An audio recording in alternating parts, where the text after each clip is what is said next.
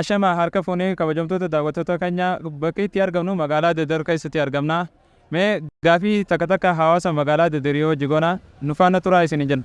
Mee jalqaba maqaa kee nu barsiisi. Tola Ibrahim jedhama. Okay, gaafii deebii takka waliin goonaa qophiidhaami.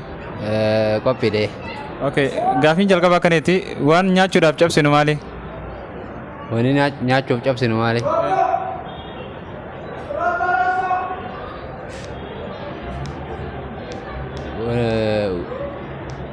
Keruan tan. Waan agarteen qabdu ta nyaachuudhaaf cabsan jechuudha. Tan waan takkaatis hin dhageenye harruma isin irraa dhagoo qiyyaanu. Okay, gara gaafii lammadaatti aanu. Ayyee. Gaafii lammadaa waan quba shan qabaa ta lubbuun qabnu. Waan quba shan qabaa? Ta lubbuun qabnu. Ta lubbuun qabnu.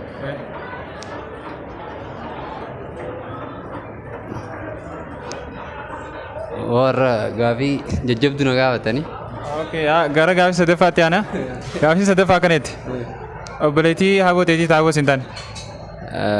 Wanti adeedha.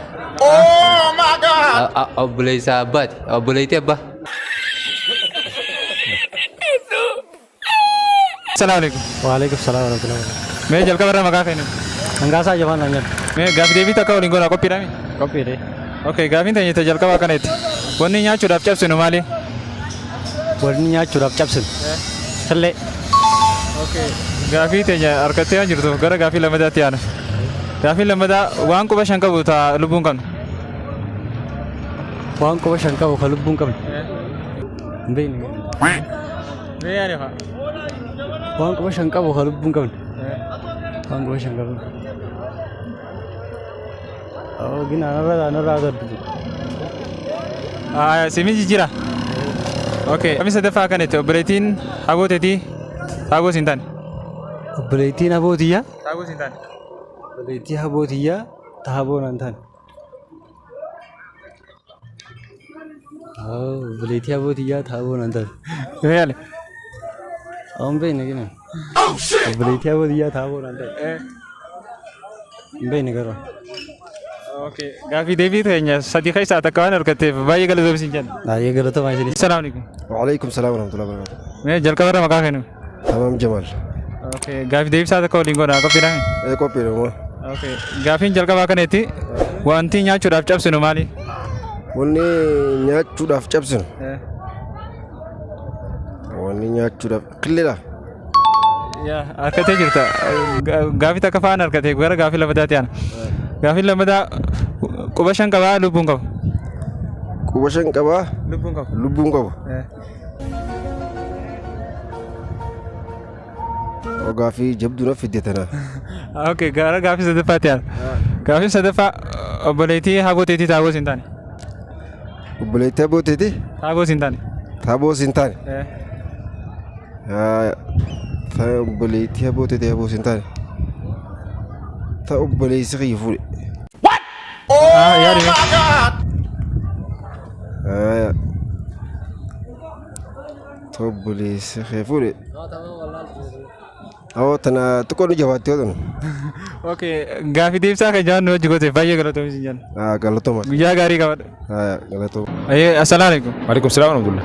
Jalqaba irraa maqaa keenya nu barsiisi. Maqaan kiyya Tokkummaa Haruun jedhama. Okay, gaafii deebii takka waliin goonaa qophiidhaan. Ayyee qophiidha. Okay, gaafiin jalqabaa akkaneeti wanni nyaachuudhaaf cabsinu maali? Nyaachuudhaaf cabsina maali?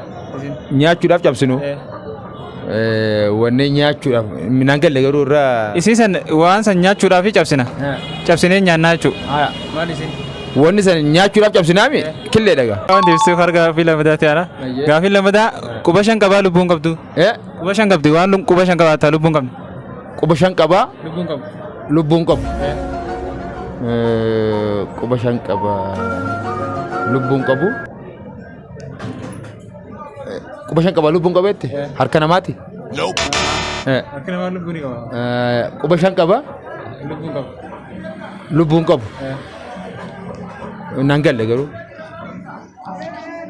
Quba shan qabanii wanti garuu lubbuun qabu. Innummaanuu. Lubbuun qabu. Garuu quba shan qaba. Quba shan qaba. Lubbuun qabu.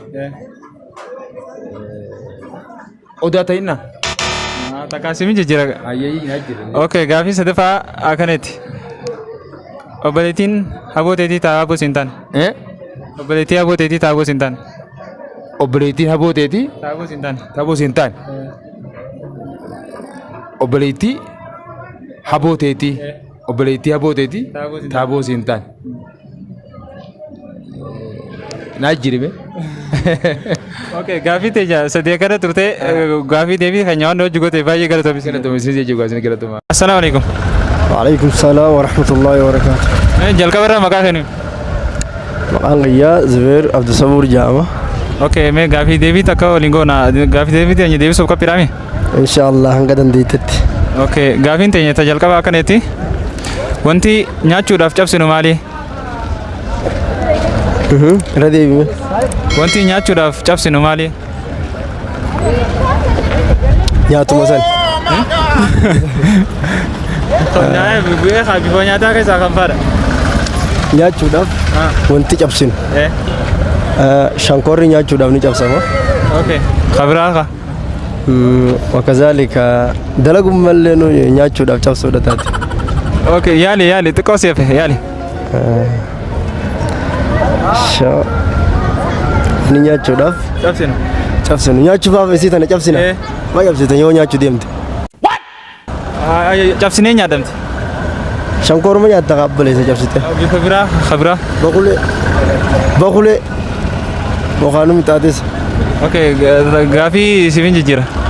Ayyee Okay, gaafii lammataa akkaneetti. Quba shan qabaa lubbuun qabu. quba shan qaba. Lubbuun qabu. Quba shan isaaf diduuf. Yaa ati mee maqaa bakka Quba shan ati immoo wanni lubbuu qabaata quba shan qaba. Yoo jiraatte malee ta lubbuun qabne ta quba shan hin tatteessu. Ishi iyyaaltu. Okay. Asalleef. Dabarsi bakka. Assalaamu alaikum. Waalaikum salaam. Mee jalqaba irraa maqaa kennu. Ammar. Okay, gaafii deebii takkaaf qophiidhaami. Kophii. Okay, gaafiin teenya ta jalqaba akkaneetti. Wanti nyaachuudhaaf cabsinu maali? Nyaachuudhaaf wanni cabsinu maali? Nyaachuudhaaf wanni cabsinu. Hujii dhagaa. Nyaachuudhaaf cabsina. Wanni kan nyaatamu nyaachuudhaaf ni cabsina isiisan. Nyaachuudhaaf ni cabsina. Wanni garuu kan nyaadamu.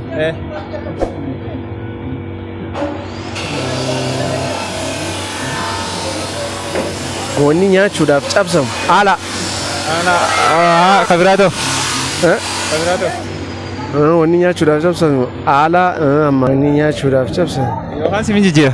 Karaa gaafii lammadaa ta'e aanaa gaafii lammadaa waan harka quba shan qabu kan lubbuun qabne. Quba shan qabaa lubbuun qabu. Quba shan qabaa lubbuun qabu. Hin beekne kam. Assalamualaikum. Waalaikum salaam warahmatullahi wabarakatuh. Mee jalqaba irraa maqaa kennu. Maqaan kiyya Abdurreem Sammaan nan jedhama. Okay, gaafii deebii takkaaf waliin goona qophiidhaami. Qophiidha iyyee. Gaafiin jalqaba akkaneetti wanni nyaachuudhaaf cabsinu maali? Nyaachuudhaaf wanni cabsinu. Ala shonkora. Kabiraa. Kabiraa.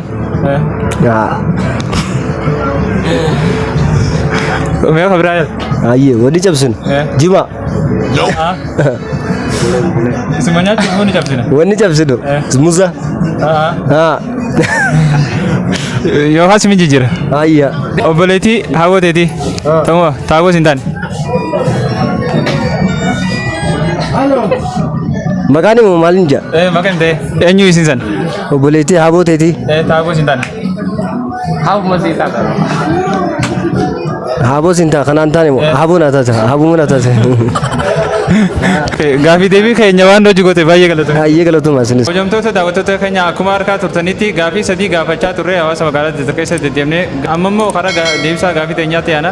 Gaafiin teenya jalqaba akkanatti wanni nyaachuudhaaf cabsinu maaliitti tun xilleedha. Gaafiin lammataa immoo akkanatti waan quba shan qabu ta lubbuun qabne tana gwaantii harka kaayyetan quba shan qabu lubbuun qabu.